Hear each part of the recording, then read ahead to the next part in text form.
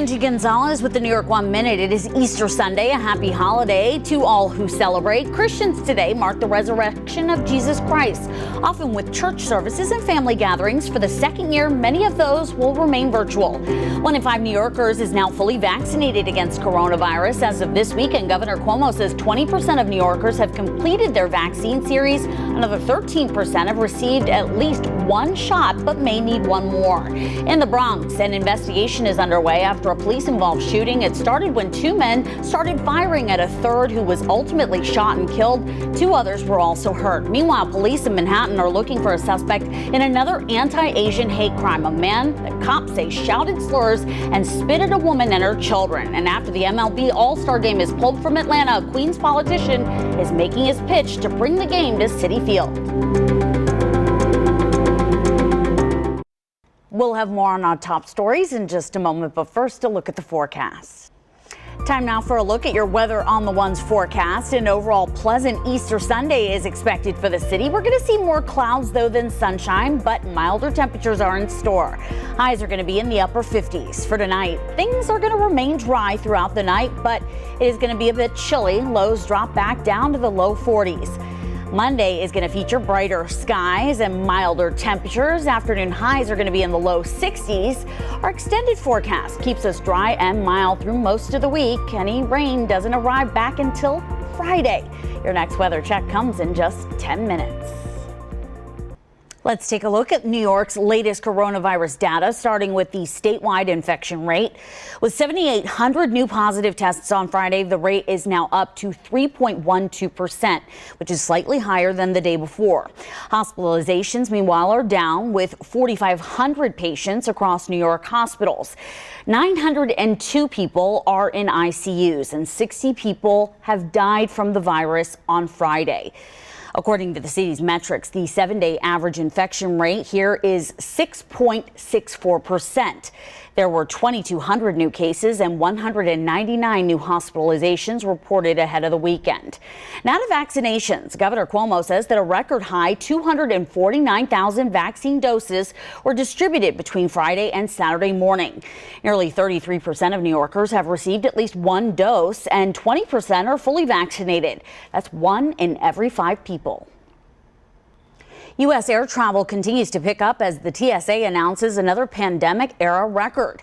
The TSA says that it screened more than 1.6 million people at airports on Good Friday. That's compared to just 130,000 people last year and 2.5 million in 2019. Air travel numbers have soared during this recent spring break period, even as health experts express concerns over rising coronavirus cases in some states. Now, Friday's tally marks the 23rd straight day with more than 1 million travelers in the U.S. Bilingual volunteers gather in Chatham Square to help local Chinatown residents secure their coronavirus vaccine appointments. The full-day event yesterday was specifically geared towards seniors, non-English speaking New Yorkers, and people who don't have access to the internet or even smartphones. It was organized by Manhattan Councilwoman Margaret Chin and several community-based organizations. This Easter weekend, Italy has implemented a 3-day nationwide lockdown in an effort to deter travel and gatherings. Restricted activity includes traveling between regions and visiting relatives. The country had similar rules in place over Christmas and New Year's. The latest lockdown comes amid sharply rising cases. Italy's health ministry says that 87% of the newest cases have been traced to the highly contagious variant first detected in Britain. Meanwhile, developers of Russia's Sputnik V vaccine are, quote, sad to hear that Argentina's president has tested positive for COVID-19. President Fernandez received both Sputnik V shots back in January. Russian representatives say that the vaccine is 91% effective and 100% effective against severe cases. They also say that their vaccine ensures quick recovery from the virus without severe symptoms. And the slow vaccination rollout in Europe has some leaders considering turning to Russia for assistance. Some had met with Putin about the prospect of registering and delivering the Sputnik V vaccine in the EU. That includes French President Emmanuel Macron and German Chancellor Angela Merkel. UK officials are urging the continued use of AstraZeneca's coronavirus vaccine, despite revealing that 7 people in the country have died from rare blood clots after getting the shots. Now, safety concerns over AstraZeneca's doses have had some countries now restricting its use to older people. That includes Canada, France, Germany, and the Netherlands. Meantime, Britain's health regulatory agency is conducting a rigorous review. As of now, it says it cannot clearly say if the vaccine is directly causing the clots. The agency also emphasized that the benefits of getting the vaccine outweigh the risks. In total, there have been 30 cases of rare blood clot events out of 18.1 million AstraZeneca doses administered in the UK. The agency has not disclosed any information about the ages or health conditions of the 7 people who have died. UK officials are urging the continued use of AstraZeneca's coronavirus vaccine, despite revealing that 7 people in the country have died from rare blood clots after getting the shots. Now, safety concerns over AstraZeneca's doses have had some countries now restricting its use to older people. That includes Canada, France, Germany, and the Netherlands. Meantime, Britain's health regulatory agency is conducting a rigorous review. As of now, it says it cannot clearly say if the vaccine is directly causing the clots. The agency also emphasized that the benefits of getting the vaccine outweigh the risks. In total, there have been 30 cases of rare blood clot events out of 18.1 million AstraZeneca doses administered in the UK. The agency has not disclosed any information about the ages or health conditions of the 7 people who have died. Today is Easter Sunday, which means that Christians around the globe are celebrating the resurrection of Jesus Christ. It also marks the end of Holy Week and the end of the 40-day Lenten period. Typically, Christians celebrate by attending religious services and Mass. In New York, there are still many virtual options, although some churches are holding in-person services. Bishop DiMarzio is celebrating Mass this morning at the Cathedral Basilica of St. James in downtown Brooklyn. That starts at 11 and will be streamed on the Diocese of Brooklyn's cable channel, Net TV, or Spectrum Channel 97. And St. Patrick's Cathedral is going to stream its 10 a.m. Mass today. You can watch it on its Facebook page, YouTube, or on Pix 11. It's a question that seems to pop up every spring. Do people even like Peeps? Well, I do. And a new survey ranks shoppers' favorite sweets to find out this year's most popular Easter candy. So we're going to see whether or not yours made the list.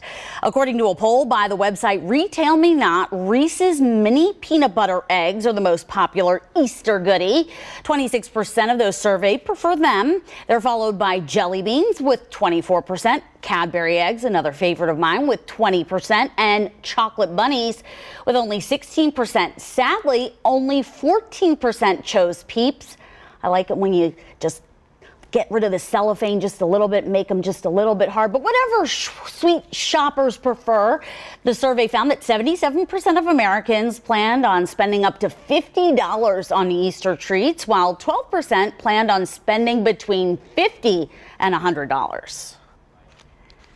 The city's Easter Bonnet Parade is once again taking place virtually, so organizers are encouraging New Yorkers to post their photos of their Easter best on Instagram.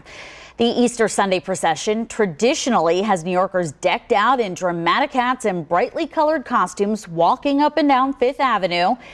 For the second straight year, the Fifth Avenue Association is holding a virtual costume contest instead.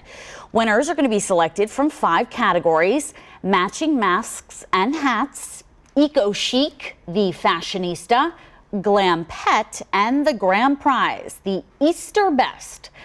The winner will receive a one-night stay in a deluxe room at the Pierre Hotel on Fifth Avenue. To enter, just post your photos to Instagram with the hashtag EasterOnFifth.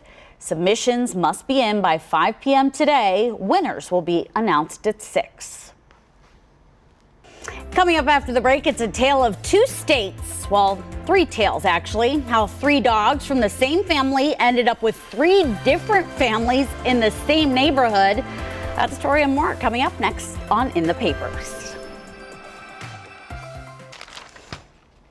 All right, we're going to take a look at what's in the papers on this Sunday, April the 4th. Happy Easter to those of you that are celebrating. We're going to begin on the front page of the New York Post. We're going to take a look at the article here, Inside Sandy and Andy's Split, referring, of course, to Governor Cuomo's relationship to TV cooking show star Sandra Lee, which ended back in September of 2019 after the two had been together for 14 years. Well, the headline says that Cuomo's cheating was, quote, an open secret. The article continues on pages 4 and 5. That actually takes up a whole 4 pages of the newspaper. The article claims that when the two parted ways, that there wasn't really an indication why initially, but says that the mounting claims of inappropriate behavior on behalf of the governor now may be an indication why their partnership actually unraveled. Cuomo told the Post that any suggestion that he had a sexual relationship with any member of his staff or that he was unfaithful to Sandy is false.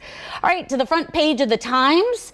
The headline is that Trump steered supporters into unwitting donations, according to the article, which features the story of a 63-year-old man who was battling cancer and living on a fixed income in Kansas City. The man willingly initially contributed $500 to the Trump campaign after hearing from Rush Limbaugh that the then president needed money for his campaign. Well, the problems started to arise after the first contribution, when the man who was living on less than $1,000 a month in income had his bank account repeatedly charged $500 several times in the weeks to come, to the tune of $3,000 in less than 30 days.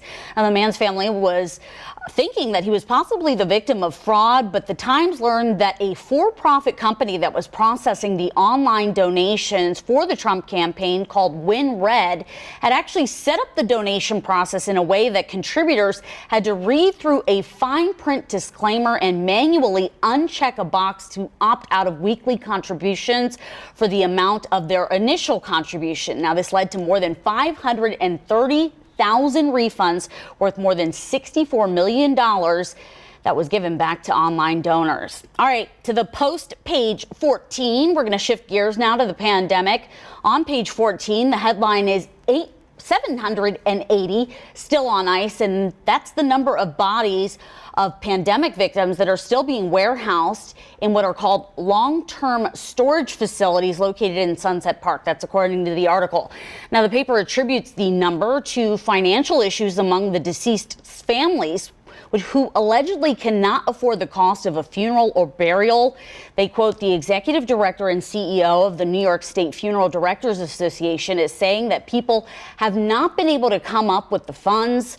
A quick side note, there is a program that is going to allow people who have relatives who've died of COVID-19 to collect upwards of $9,000 for funeral costs, which is expected to launch later this month through FEMA, the Federal Emergency Management Agency.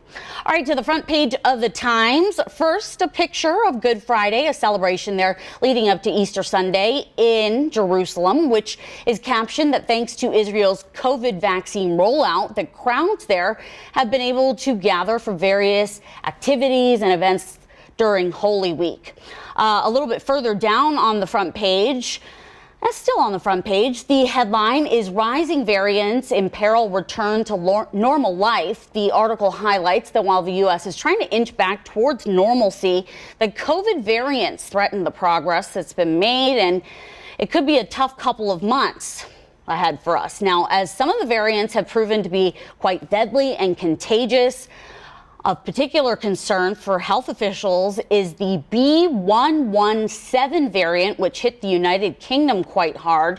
Health officials say that they worry dropping rates overall have given Americans a false sense of security, and say that cases of the variant are now spreading exponentially across the U.S. Well, the article continues on to page 6, and there's a picture of spring breakers in Miami Beach last month.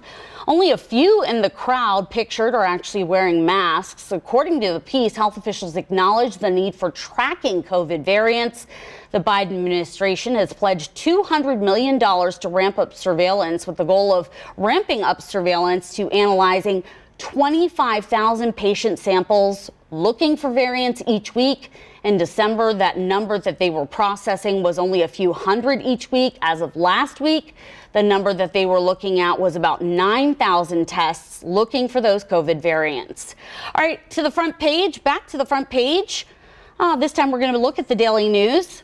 A play on words here, pot of gold, with more on how legalizing adult use marijuana for those 21 and up could help the state's economy. The article continues on pages 4 and 5 of the daily news and talks about the various industries and jobs that could benefit from, of course, the legalization. They point out that someone has to grow it, harvest it, package it, distribute it, and then goes into other industries like marketing, delivery, and research jobs that could be created as a result. The article also goes on to talk about a seemingly unlikely union as Brooklyn's Emmanuel Baptist Church is continuing to hold workshops on the issue.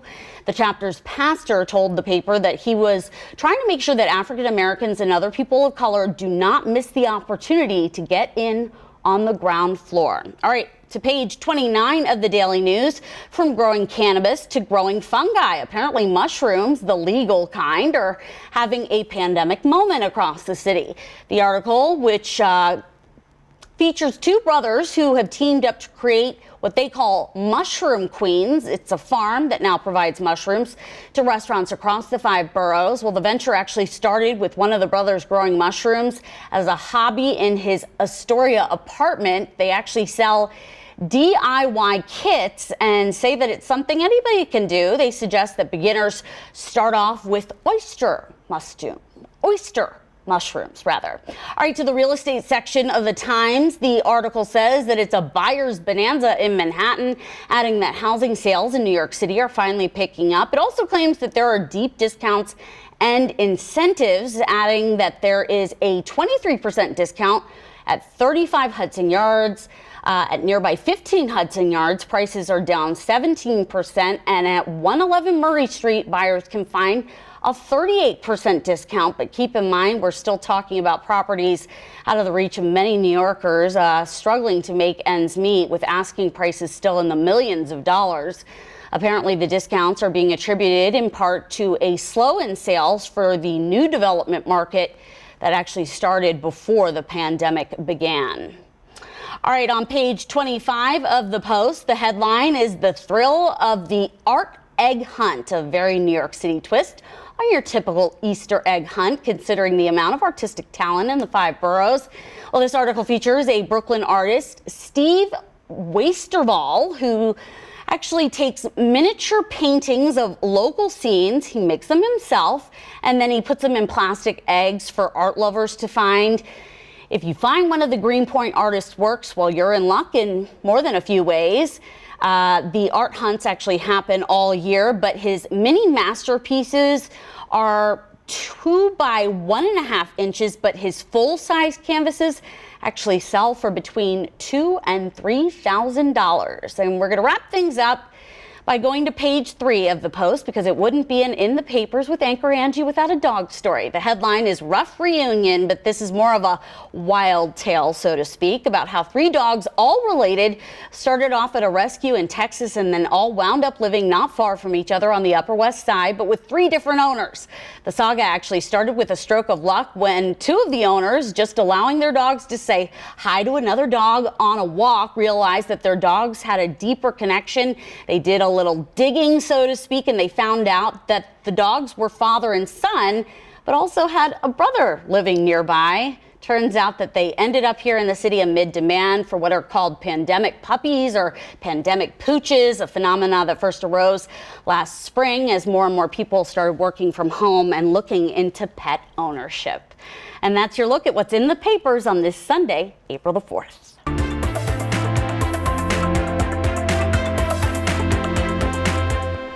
Stay with us. There's a whole lot more news ahead, along with an extended check of your weather on the One's forecast. I'm Angie Gonzalez with the New York 1 Minute. Today is Easter Sunday, our second during the pandemic. But unlike last year, New Yorkers can enjoy a mix of virtual and in-person services and events.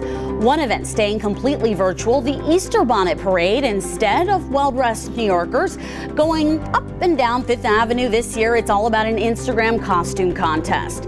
Starting Tuesday, vaccine eligibility extends to all New Yorkers 16 and older. This comes just 1 week after vaccinations open up to those 30 and up. So far, 20% of the state is fully inoculated. One person is dead, two others injured, including a bystander after a chaotic shooting involving two gunmen and police officers in the Bronx. And a Queens lawmaker is taking a big swing, urging the MLB to move its 2021 All-Star Game to Citi Field after the league moved the game out of Georgia.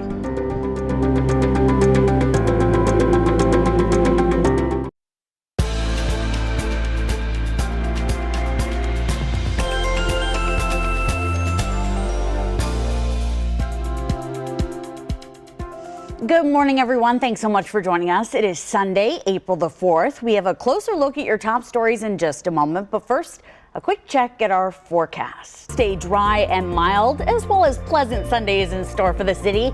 Skies are going to feature more clouds than sun, though, but temperatures are going to be milder. Highs are going to reach the upper 50s to near 60 for many. As we head into tonight, expect the dry conditions to continue. It is going to be chilly, though, so make sure you wear that extra layer. Lows are going to fall back into the low 40s with feel-like temperatures in the 30s. Starting off the work week, we're going to see brighter skies and milder temperatures. Many of us are going to see temperatures back into the low 60s on Monday afternoon. And the good news is that the mild weather continues right through midweek. We're going to remain dry during this stretch as well. Any chance for rain does not arrive until the end of the work week. Your next weather check comes in just 10 minutes. A deadly shootout unfolds in the Bronx. One person is killed, two others injured after two gunmen and several police opened fire. Now, it all started around 6:30 last night. That's when police arrived at East 166th Street and College Avenue in Morrisania.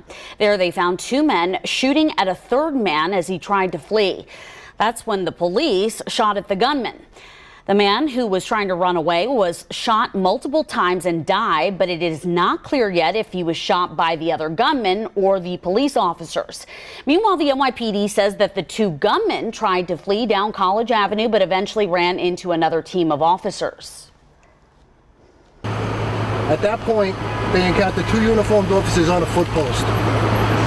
The gunmen then tossed their firearms under a nearby van and were taken into custody by those officers without incident.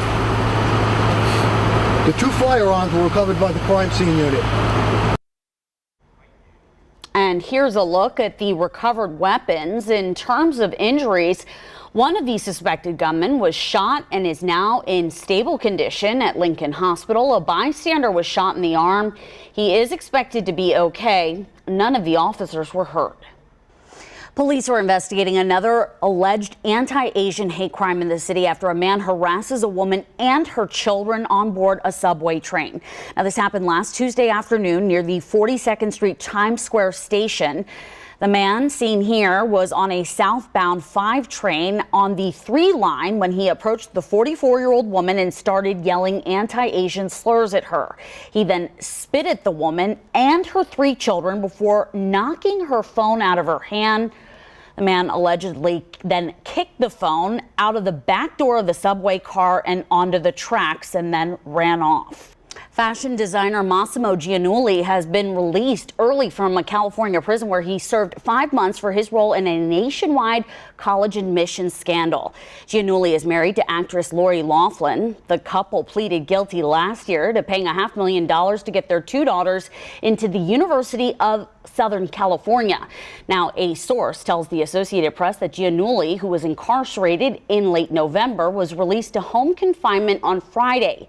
He petitioned the court for an early release back in January after he was forced to spend 56 days in solitary confinement for quarantine. A judge had denied that request. Loughlin was released from prison in December after serving a 2-month sentence. She also has to pay a fine of $150,000, $250,000 for Giannulli, and both must perform community service hours. Rapper DMX remains on life support this morning after suffering a heart attack. Now, sources say it was linked to a drug overdose. The rapper, whose real name is Earl Simmons, was rushed to a Westchester County hospital yesterday. His longtime New York-based lawyer, Murray Richmond, said that he arrived to the ICU in critical condition and was immediately put on life support. The 50-year-old made a splash in the rap music industry in 1998 with his first studio album, It's Dark and Hell is Hot, which debuted #1 on the Billboard 200 chart. He had 4 other chart-topping albums and later starred in several movies. DMX has publicly battled drug addiction for many years. Now, sources tell New York One that he had been doing well recently and was in the middle of shooting a new movie. 53 years ago today, a bullet changed history. On this day in 1968, Reverend Martin Luther King Jr. was assassinated in Tennessee. The civil rights icon was in Memphis to support a sanitation worker strike. He was on his way to dinner when James Earl Ray shot and killed him outside of a motel room. King was just 39 years old. The day before, King gave his last sermon, which became one of his most famous speeches. Well, I don't know what will happen now. We've got some difficult days ahead. But it really doesn't matter with me now, because I've been to the mountaintop. I don't mind. King was the pastor of the historic Ebenezer Baptist Church, a husband, a father of 4, and an inspiration to many around the world. The personal information of more than 500 million Facebook users has been leaked online. Business Insider first reported this, saying that the information was found on a website available to hackers. The data included phone numbers, full names, locations, birthdays, even email addresses of users in more than 100 countries. A Facebook official responded, saying the information appears to be several years old. They were alerted to the website and resolved the issue in 2019. Now, Facebook has come under fire multiple times since its launch for failing to protect sensitive user assets. The Bronx night market kicked off a new season of food, drinks, and socially distanced fun. Now, vendors set up shop in Fordham Plaza yesterday. Nearly 20 are going to be featured every week from now through mid-November. In terms of safety precautions, there were hand washing and sanitizing stations, limited seating, and of course a strict mask policy. But as the founder of the famed food market tells us, that's not going to stop the cuisine from taking center stage. Every week we're trying to curate an experience that's going to evolve a different, like a world tour, if you want. We have German food, we have Jamaican, we have American, we have different kind of flavors over here, Latin. The idea is like you come over here and you have a little bit of a global tour to the world through your stomach. Now, if you want to check it out for yourself, you do have to reserve a ticket. They are free and they are for 1 hour only. Just visit Facebook or Eventbrite to get yours. To learn more about the ticketing process and see a list of the vendors, just visit the BronxNightMarket.com. Some big name stars are going to take part in a special performance, the first to grace the Broadway stage in more than a year.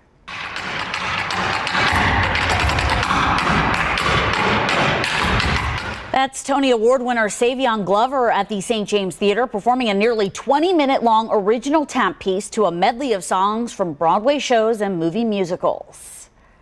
It's just not the same tingle of being right there in a theater with a live audience, with real live actors, and we're all in it together, waiting to see what's going to happen. And he needs no introduction, but fellow Tony Award winner Nathan Lane took the stage with a new monologue called Playbills by Paul Rudnick.